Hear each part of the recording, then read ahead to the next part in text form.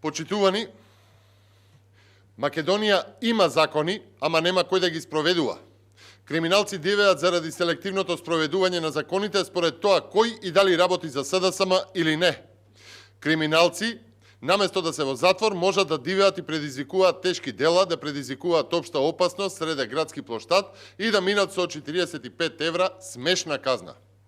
Најголемото прашање во моментов е кој го штити Харачина за така слободоумно да се однесува, а е човек со повеќе активни кривични пријави.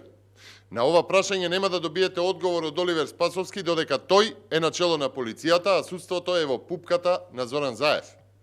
Лик со ново Бентли, скап и моќен автомобил, влета меѓу пешаци, среде новогодишни тезги, возеше меѓу украсите на Петре Шилегов од 200.000 евра, предизвикувајќи општа опасност, тоа го снимал за социјалните медиуми, па власта го пронајде дури откако јавноста се побуни.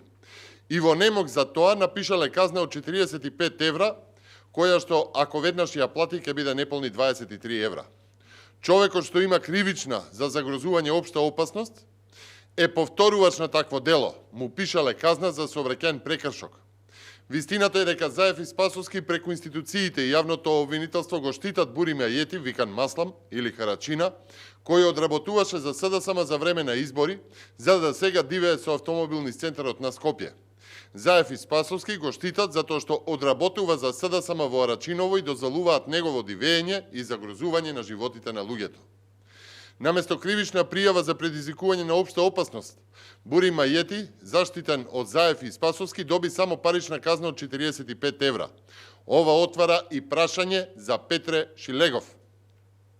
Дивењето на Ајети откри и пропусти во безбедносниот систем во време пред новогодишните и божичните празници, кога во цел свет е зголемена безбедноста, а најризични локации се градските центри.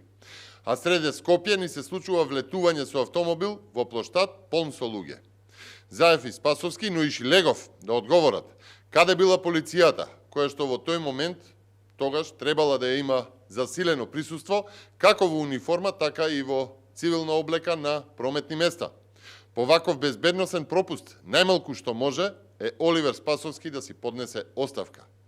Ниту Скопје, ниту Македонија е безбедна, се додека криминалците кои што ги штитат Заев и Спасовски слободно дивеат по улиците. Македонија има закони и за вакви дивења, па ги повикуваме Заев и Спасовски да ги ослободат институциите за да почнат да ги применуваат. Безбедноста на сите граѓани и владењето на правото мора да е императив, дури и кога станува збор за одработувачите на Зоран Заев. Ви благодарам.